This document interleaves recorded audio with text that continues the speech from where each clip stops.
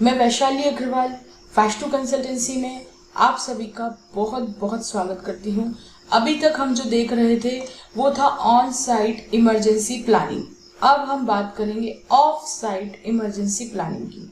Of site मतलब ये कि कोई ऐसी इमरजेंसी क्रिएट हो गई हो कि अब आपसे अकेले नहीं समझ रही है, वो प्लांट की बात नहीं रह गई है, अब बाहर की सर्विसेज भी लेनी पड़ेगी और इससे बाहर के लोग भी इफेक्ट हो रहे हैं उस इमरजेंसी की वजह से, तो वो ऑफ साइट इमरजेंसी प्लानिंग में चले जाता है। तो जब भी हम डिजास्टर मैनेजमेंट प्लान बनाते हैं, emergency preparedness and response plan बनाते हैं, इमरजेंसी प्लान बनाते हैं, जो भी आप नाम देना चाहे, जो भी आप बना रहे हैं इमरजेंसी से डील करने के लिए, तो वो दो कैटेगरीज का बनता है, एक ऑन साइट एक ऑफ साइट। तो हमने अभी तक ऑन साइट देख लिया, अब हम ऑफ साइट की बात करते हैं। Of site emergency plan begins beyond the premises of the plant. और इसके इंपॉर्टेंट फीचर्स क्या हैं?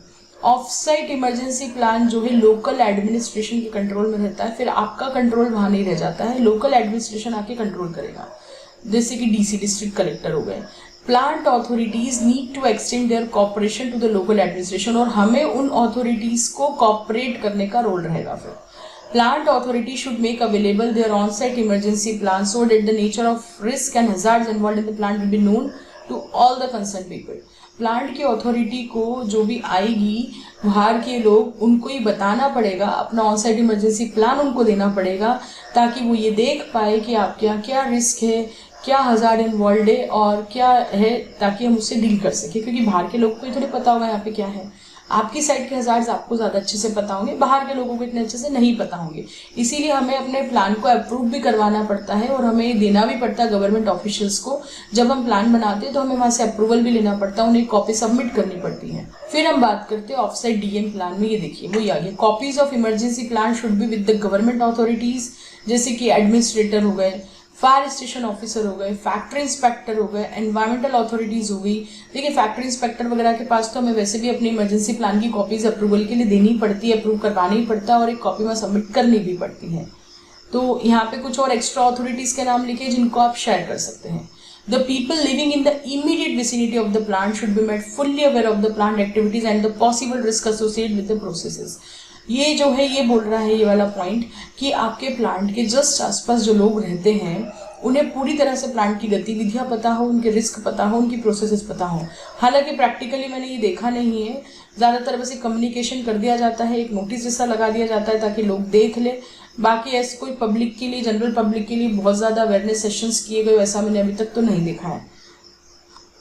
फिर डिक्लेरेशन ऑफ साइट इमरजेंसी, आपको डिक्लेयर करना पड़ेगा कि अभी इमरजेंसी ऑफ साइट है, तब उसको डिक्लेरेशन माना जाएगा। देखिए person responsible for declaring the emergency, site controller जो भी है, जिसको आप इमरजेंसी कंट्रोलर बोलते हैं, विल एसेस द सिचुएशन।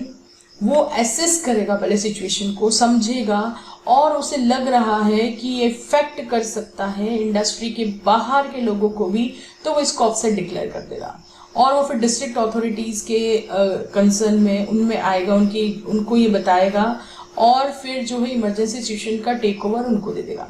जैसे कि मैं बताती हूँ कौन सी इमरजेंसी, जैसे कि आपने सुना होगा कुछ साल पहले जयपुर में इंडियन ऑयल कॉरपोरेशन के डिपो में आग लग गया था। तो अब वो आग उनके डिपो में लगा था, लेकिन वो आग इतनी भयावह थी कि पूरे जयपुर पे 7 दिन तक काले बादल छाए रहे थे। तो व्हाट इज दैट, पूरा जयपुर इफेक्ट हुआ था, सिर्फ आसपास की विसिनिटी नहीं, full Jaipur was affected. So that was an offset emergency.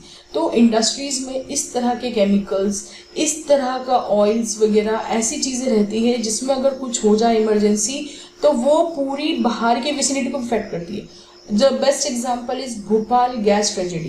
क्या था वो, एक इंडस्ट्री में एक गैस ही तो थी जो यूज हो रही थी, वही तो लीक हुई और पूरे भोपाल को तबाह कर गई। वो सन 1984 की बात है, ये पूरे भोपाल को तबाह कर गई।